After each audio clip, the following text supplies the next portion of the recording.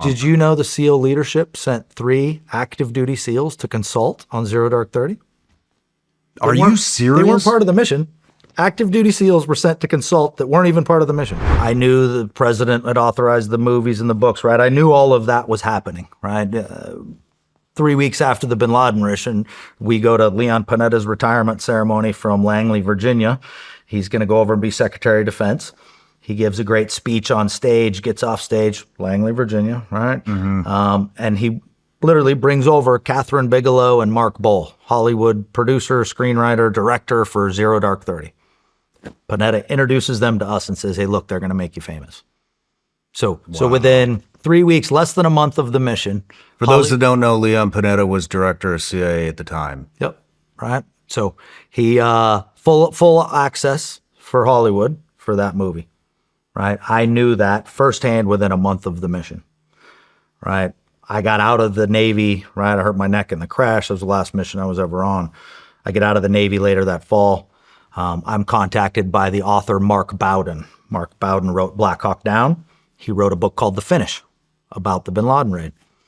And he contacts me. He's like, hey, Matt, I've already interviewed President Obama. I got the White House perspective of the raid. I've already interviewed Admiral McRaven. I got the JSOC perspective of the raid. We would love to interview you for your ground truth perspective. Fascinating. I already knew the movie, right? Movie was percolating. I'm like, when do you want your book to come out? It's like, well, we're trying hard to get it out before the election. Okay. So I'm an enlisted guy, right? I work for a living, right? I'm not the admiral. I'm not the general. I'm not the president. But I'm director of CIA. I'm sitting in my position watching every single leader from this country be willing to talk about their heroic actions for their re-election campaign, whatever you want to call it. It pissed me off. All right, it made me mad because none of the 24 operators that were on the mission were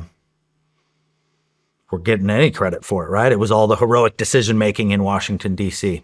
And so that's when I knew I was getting out. A whole bunch of us had been to Ground Zero, right? I'd never been to New York City before. We went to Ground Zero after the bin Laden raid. Crushed me, right? I stood there at Ground Zero and I'm pretty good at blocking out the emotions. It crushed me. And I knew I had hurt my back pretty significantly on the helo crash. I was getting a divorce. I had done 13 straight tours at that time. And it just felt like really good bookends. My very first deployment, 9/11, happened. Last thing I did is crash into his compound. I'm now so senior, they're going to take me out of the operational side of things. How many guys were on the raid? 25? 24 people out of the entire world on the raid that takes out the fucking world's most wanted man. And pissed a lot of people off. But I didn't want the story to be about me. It's irrelevant who wrote the book. It's like, let's hear the story. Who are these type of people? Where do they come from? Who are these guys? What are SEALs? What are they all about? Yeah. Right? And I think Hollywood does a pretty shitty job in portraying it, right? They think we all look like Jocko Willink, right? But I'm sorry, I don't look like Jocko. I don't run like Goggins, right? Sorry. My book came out before the presidential election, and it came out before Obama's movie, right? Before the Zero Dark 30 movie, and I want to say it might have come out before The Finish, which was the book that they'd all given interviews for. So my book was a surprise to the White House and everybody else. So the DOJ is sent after me. Man, holy shit. You think getting in a gunfight's bad. I've never seen anything like it. I didn't know anything about it. I didn't know that this world existed. And then my real battle started, right? 3 years. So this really happened because Zero Dark 30, the president's in Panetta's movie, wasn't out.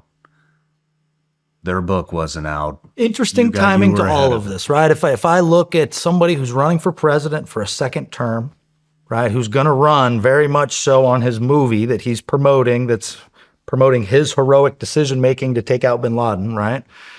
Right? You want to make sure that narrative is out there. Well, if a nobody presents a narrative that could counter yours, whether you've read it or not, what do? You crush the competition, right? If you have a Hunter Biden laptop weeks before a presidential election that could upset the election, what do? You have 100 former intelligence officers write about the fact that this isn't a real laptop and this is all fake, and they crush the other news. Same difference. I was just a nobody. And so they came after me, and legally, right? So lots of lawyers throwing all sorts of threats. My original attorney, right? The guy who'd given me all the advice that says, look, I can review it. He's like, look, they're wrong. There's nothing classified in the book. He's like, wait till they read it. They'll leave you alone. There's nothing wrong. I'm like, they seem pretty angry here. It's like, what's the deal? He's like, nah, you're good. I'm like, I don't like that vibe from my attorney when I got a whole bunch of pit bulls over here yelling at me. So I hired a second attorney.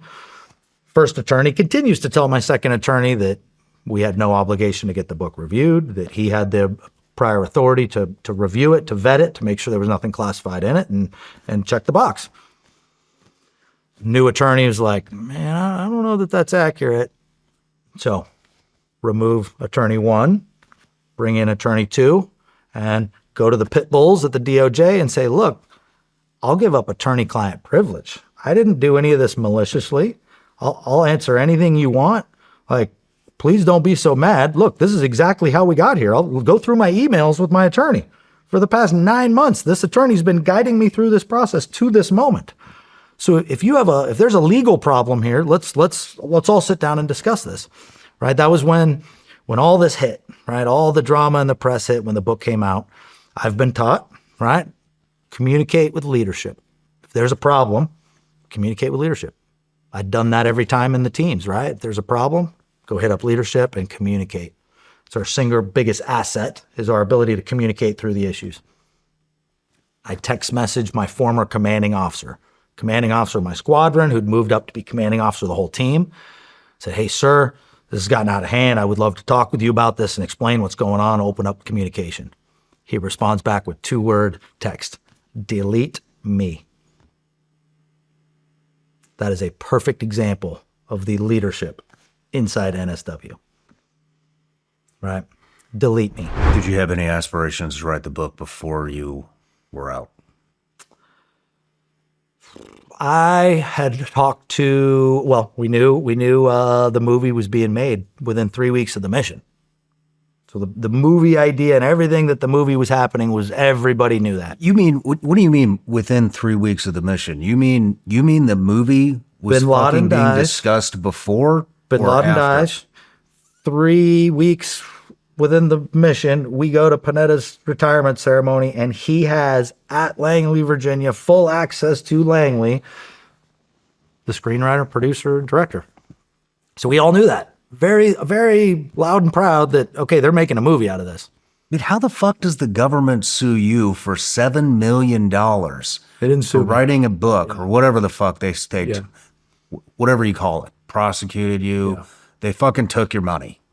They took $7 million that you earned from the book, but the director of CIA has given full access to CIA headquarters at Langley, Virginia to make a fucking movie. They gave the female CIA woman, they gave her permission to talk to the producers to give them the movie. That's the reason the movie's so accurate. No matter where you're watching Shawn Ryan Show from, if you get anything out of this, please like, comment, subscribe, and most importantly, share this everywhere you possibly can. And if you're feeling extra generous, please leave us a review on Apple and Spotify podcasts.